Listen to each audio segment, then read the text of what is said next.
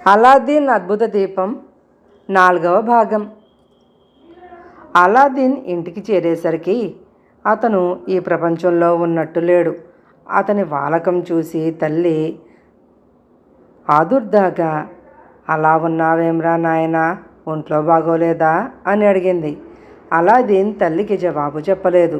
తల్లి తీసుకువచ్చి తన ఎదుట పెట్టిన భోజనం అతను ముట్టనేలేదు. అయ్యో తండ్రి, నీకేం జబ్బు చేసిందిరా? బాధ ఏదైనా ఉందా? నాతో మాట మాత్రం చెప్పరా అని తల్లి ఎంతగానో బతిమలాడింది. నన్ను వేధించకమ్మా అన్నాడు అలాద్దీన్ విసుగుగా. అతను అన్నం తిన్నదాకా తల్లి వదిలిపెట్టలేదు. అందుకని అతను కొంచెంగా ఎంగిలిపడ్డాడు. ఆ తరువాత అతను పక్క మీద పడుకొని ఆ రాత్రల్లా ఏమేమిటో ఆలోచించాడు. మర్నాడల్లా అతను పక్క మీద నుంచి లేవలేదు. కొడుకు ప్రవర్తన తల్లికి విచిత్రంగా కనిపించింది. ఆవిడ అతన్ని ప్రశ్నలతో వేధించింది. వైద్యుణ్ణి పిలుస్తానన్నది.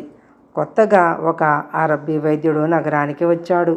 రాజుగారు కూడా ఆయన చేత వైద్యం చేయించుకుంటున్నారు.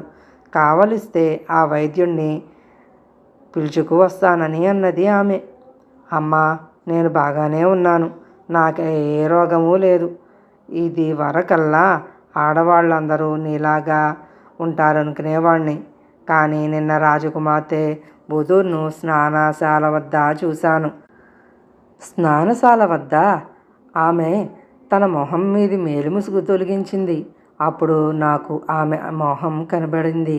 వెంటనే నాకు నవనాడులు నీరసించినట్టయిపోయింది. ఎలాగైనా రాజుగారిని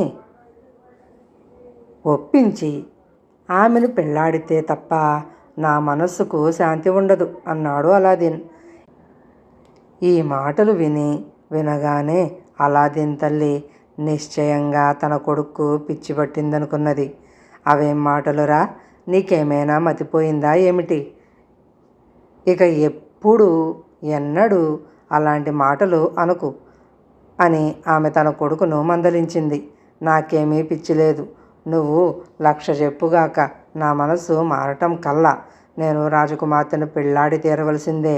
రాజుగారి వద్దకు వెళ్ళి మీ అమ్మాయిని నాకిచ్చి పెళ్లి చేస్తారా చెయ్యరా అని ఖచ్చితంగా అడిగేస్తాను. ఏమైనా సరే వెనకాడేదే లేదు అన్నాడు అలాద్దీన్. మళ్ళీ అదే మాట? చుట్టుపక్కల వాళ్ళు వినిపోగలరు. ఊరుకోరా బాబు. రాజుగారిని ఇటువంటి మాట అడగటానికి మధ్యవర్తులు ఎవరైనా ఉండాలా? నీకెవరు మధ్యవర్తిత్వం చేస్తారా అన్నది తల్లి. నువ్వు ఉన్నావుగా అమ్మా, నీకన్నా నాకెవరున్నారు?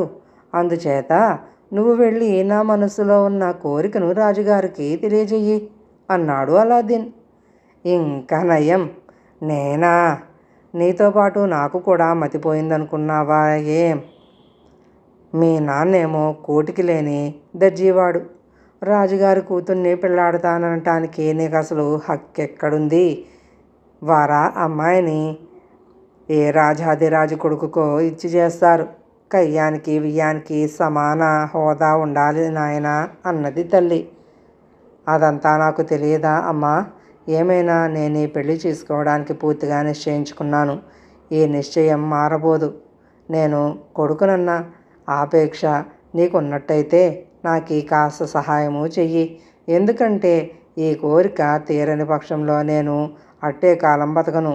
నీకా నేనొక్కడినే కొడుకును అన్నాడు అలాద్దీన్. అలాద్దీన్ తల్లి కంట తడిపెట్టుకుంటూ, అవును నాయనా, నేను నీ తల్లిని. నువ్వు ఒక్కడివే నాకు కొడుకు.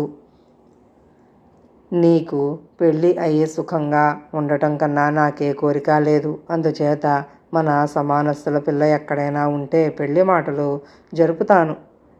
అప్పుడు కూడా పిల్ల తరపు వాళ్ళు నీ కొడుకేం చేస్తుంటాడని అడిగితే ఏం చెప్పాలో నాకు తెలియదు. మన బోటి వాళ్ళకే సమాధానం చెప్పలేని స్థితిలో ఉండి రాజుగారి కూతుర్ని ఎలా అడిగేది నాయనా? కొంచెం ఆలోచించు. అలాంటి కోరిక బయటపెట్టినాక మనల్ని బతకనిస్తారా? అసలు అడగటానికి నాకు మాత్రం ఎలా మొహం చెల్లుతుంది? మొదలు నేను రాజుగారి ఎదుటికి వెళ్ళటం ఎలా? వెళ్ళానే అనుకో, ఆయనకేదైనా కానుక ఇవ్వాలి కదా. ఏం ఇవ్వను. పోనీ మహారాజు గారికి నువ్వేదైనా మహోపకారం చేశావు గనకనా అన్నది. నువ్వు చెప్పేది నిజమేనమ్మా. నేను మహారాజుకు ఏమి మహోపకారం చేశానని అడుగుతున్నావు? నేను ఆయనకు అపూర్వమైన వస్తువు బహుమానం ఇవ్వగలను. నేను గుహలో ఉన్న తోట నుంచి తెచ్చిన రాళ్ళు అమూల్యమైన రత్నాలు. అటువంటి రత్నాల్లో ఒక్కటి కూడా ఏ రాజు వద్ద ఉండదు. ఒక పళ్ళెం పట్టుకురా, వాటిని చూపిస్తాను అన్నాడు అలాదీన్. అతని తల్లి ఒక పింగాణి పళ్ళెం తెచ్చింది. అతను దానిలో కొన్ని రత్నాలు పేర్చాడు. వాటి కాంతి చూసి అతని తల్లి నిర్ఘాంతపోయింది.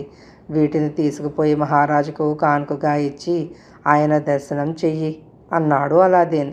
సరే నాయనా, ఇది చాలా గొప్ప బహుమానమే. కానీ ఆ మహారాజు ఏం కావాలంటే నా నోట మాట వస్తుందో రాదో. మీ అమ్మాయిని మా అబ్బాయికి ఇవ్వమంటే నన్ను తిట్టి గింటేస్తారేమో, మన ఇద్దరికీ మరణదండన విధిస్తారేమో. అయినా నీ కోసం ఏం చేయమన్నా చేస్తాను. కానీ నీ హోదా ఏమిటి, నీకున్న ఆశ ఏమిటంటే ఏమని చెప్పేదిరా అన్నది తల్లి. ఈ బహుమానం తీసుకున్నాక ఆయన అటువంటి ప్రశ్న వేయడమ్మా. ఒకవేళ వేస్తే నీ ఇష్టం వచ్చిన సమాధానం చెప్పు. అది నిజం చేసేటందుకు మన దగ్గర అద్భుత దీపం ఉన్నది అన్నాడు అలాదీన్. మర్నాడు అలాదీన్ తల్లి అద్భుత దీపం మీద భారమంతా వేసి ధైర్యంగా రాజుగారి దర్శనానికి సిద్ధమైంది. ఆవిడ పళ్ళెంలోని రత్నాలపైన ఒక శాలువా కప్పి పెందలాడే రాజుగారి ఇంటికి వెళ్ళింది. రాజదర్శనం కోసం వచ్చేవారింకా గుంపు కూడలేదు. మంత్రులు, ఇతర అధికారులు సభాభవనంలోకి పోవటం ఆమెకు కనిపించింది. చివరకు రాజుగారు వచ్చారు. సభలో అందరూ లేచి నిలబడ్డారు. రాజుగారు సింహాసనంపై కూర్చున్నాక సభికులు ఎవరి హోదాకు తగ్గ స్థానాల్లో వారు కూర్చున్నారు. ముందుగా న్యాయ విచారణలు జరిగాయి. కానీ రాజుగారి దర్శనం కోసం వచ్చిన వారిలో చాలామందిని వ్యవధి చాలక వెళ్ళిపోమన్నారు. అలాదీన్ తల్లికి కూడా ఇదే గతి పట్టింది. అందరికన్నా ముందే వచ్చినప్పటికీ ఆమెకు రాజుగారి దర్శనం చేయించడానికి ముందుకు వచ్చిన వారు లేకపోయారు. ఆవిడ వచ్చిన దారినే ఇంటికి తిరిగి వచ్చింది. ఆమె చేతిలో పళ్ళెం చూడగానే ఆమె వెళ్ళిన పని కాలేదని అలాదీన్ గ్రహించాడు. ఆవిడ లోపలికి వచ్చి, ఎలాగైతేనేం రాజసభలో ఈవేళ అడుగుపెట్టాను నాయన. రాజుగారితో నేను మాట్లాడలేదు నిజమే, కానీ ఇంకా చాలామంది నాలాగే మాట్లాడలేదు. దేవుడు అనుగ్రహిస్తే రేపు మాట్లాడతాను అన్నదావిడ. అలాదీన్కు మొదట నిరాశ కలిగిన తల్లి మాటలతో ధైర్యము, ఓర్పు వచ్చాయి. అలాదీన్ తల్లి మర్నాడు వెళ్ళింది కానీ సభాభవనం మూసి ఉంది. సభ రోజు విడిచి రోజు జరుగుతుందట. ఆవిడ సభకు వెళ్ళటం మానలేదు. వారం రోజులు గడిచాక రాజుగారు ఆమెను గమనించి తన మంత్రితో, ఆ మనిషిని ప్రతిసారి చూస్తున్నాను. శాలువా కప్పి ఏదో పట్టుకొచ్చి అలా నిలబడుతోంది. ఆమె పని ఏమిటో అన్నాడు. మహాప్రభు, స్త్రీలది అల్పబుద్ధి. భర్త మీదనో బంధువుల మీదనో ఫిర్యాదు చేయటానికి వచ్చి ఉంటుంది అన్నాడు మంత్రి. ఈసారి ఆమె వచ్చినప్పుడు నా ఎదుటికి పంపించు అన్నాడు రాజు. మరునాడు రాజు ఆమెను తన ఎదుటికి పిలిపించి, ఏమమ్మా, నిన్ను చాలా రోజులుగా చూస్తున్నాను. నువ్వు ఎన్నడూ నా ఎదుటికి వచ్చి ఏమీ చెప్పుకోలేదు. నా వల్ల నీకే సహాయం కావాలి అని అడిగాడు. అలాదీన్ తల్లి రాజుగారికి వంగి నమస్కారాలు చేసి, మహాప్రభు, నా మాటలలో అపచారం ఏమన్నా ఉంటే దండించనని అభయం ఇవ్వండి అన్నది. రాజుగారు నవ్వి, నీకేమీ భయం లేదు. సభ ముగిసేదాకా ఆగు, తర్వాత నీ కోరిక వింటాను అన్నాడు. సభ ముగిసింది. రాజు, మంత్రి తప్ప మిగిలిన సభికులందరూ వెళ్ళిపోయారు. రాజుగారు అలాదీన్ తల్లితో, నీ కోరిక ఏమిటి అన్నాడు. మహారాజా, అలాదీన్ అని నాకొక కొడుకున్నాడు. వాడొకనాడు రాజకుమార్తెను స్నానశాల తలుపుల వెనక నుంచి చూశాడు. అది మొదలు వాడా పిల్లను ప్రేమించాడు. ఆమెను పెళ్ళాడకపోతే చచ్చిపోతానంటున్నాడు. ఇందులో తప్పుంటే మన్నించాలి అన్నది అలాదీన్. రాజు నవ్వి, ఆ శాలువా కింద ఏమిటి అన్నాడు. అలాదీన్ తల్లి శాలువా తీసి పళ్ళెంలో ఉన్న రత్నాలను రాజుగారికి అందించింది. వాటిని చూసి రాజుగారికి నోటమాట రాలేదు. చివరకు ఆయన, నా జన్మలోనే నేనెన్నడూ ఇలాంటి రత్నాలు చూసి ఉండలేదు. మంత్రి, నువ్వెప్పుడైనా చూసావా అన్నాడు. లేదు మహాప్రభు అన్నాడు మంత్రి. ఇలాంటి రత్నాలు పంపినవాడు నా కుమార్తెను పెళ్లాడటానికి అర్హుడు కాడు అన్నాడు రాజు. ఈ మాటకు ఏం జవాబు చెప్పాలో తెలియక మంత్రి తికమకపడ్డాడు. రాజకుమార్తె బుదూర్ను తన కొడుకుకిచ్చి చేస్తానని రాజుగారు లోగడ అని ఉన్నాడు. మహారాజా, తమరు ఇంతకు పూర్వం రాజకుమార్తెను నా కొడుకుకిచ్చి పెళ్లి చేస్తానని వాగ్దానం చేసి ఉన్నారు. తమరు మా అబ్బాయికి 3 నెలలు గడువునిచ్చే పక్షంలో వాడు ఇంతకంటే విలువైన కట్నం తెస్తాడు అన్నాడు మంత్రి. 3 నెలలు కాదు, 30 ఏళ్ళు గడిచి వచ్చినా ఇంతకంటే విలువగల కట్నం తీసుకురావటం మంత్రి కొడుకు వల్ల కాదని రాజుకు పూర్తిగా తెలిసి కూడా మంత్రి కోరికను మన్నించి సరేనన్నాడు. తర్వాత రాజుగారు అలాదీన్ తల్లికేసి తిరిగి, నా కుమార్తెని ఇచ్చి పెళ్లి చేస్తానని మీ అబ్బాయితో చెప్పు, కానీ 3 నెలల దాకా పెళ్లి జరగదని చెప్పు. ఎందుకంటే పెళ్లి ప్రయత్నాలకు ఆ మాత్రం వ్యవధి కావాలి అన్నాడు. అలాదీన్ తల్లి రాజుగారిని దీవించి సెలవు పుచ్చుకుని ఇంటికి వచ్చేసింది. ఆమె మొహాన చిరునవ్వు చూడగానే అలాదీన్కు ఆశ రేకెత్తింది. నాయనా, రాజుగారు నీకు పిల్లనివ్వటానికి ఒప్పుకున్నాడు. అయితే మంత్రిగారు ఆయన చెవిలో ఏదో గుణిగాడు. దాని మీదట రాజుగారు 3 నెలల దాకా పెళ్లి వాయిదా కావాలన్నాడు. మంత్రి ఏదో కుట్ర చేసి పెళ్ళి పడగొడతాడని నాకు అనుమానంగా ఉందిరా అన్నది. అలాదీన్ పరమానందభరితుడైనాడు. 3 నెలల వ్యవధి అతనికి అంతగా బాధించలేదు. చచ్చిపోతున్న వాడికి ప్రాణం పోసావమ్మా అంటూ అతను తన తల్లిని అభినందించాడు.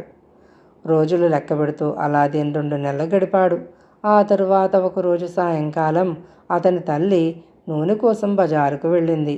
ఆవిడకు వీధులు చూడగానే ఆశ్చర్యం కలిగింది. దుకాణాలన్నీ మూసేశారు. వీధుల నిండా తోరణాలు, అలంకారాలు, దీపాలు కనిపించాయి. ఈ ఆర్భాటమంతా ఏమిటి అని ఆవిడ నూనె కుట్టువాణ్ణి అడిగింది. నీకింకా తెలియదా? ఈ రాత్రికి మంత్రి కుమారుడు రాజకుమార్తెను పెళ్లాడుతున్నాడు అన్నాడు నూనె అమ్మేవాడు. ఈ మాట వినగానే అలాదీన్ తల్లికి మతిపోయినట్టయింది. ఈ దుర్వార్త తన కొడుకు చెవిన వేయటం ఎలాగా అనుకుంటూ ఆవిడ ఇంటికి తిరిగి వచ్చింది. కథ ఇంకా ఉంది.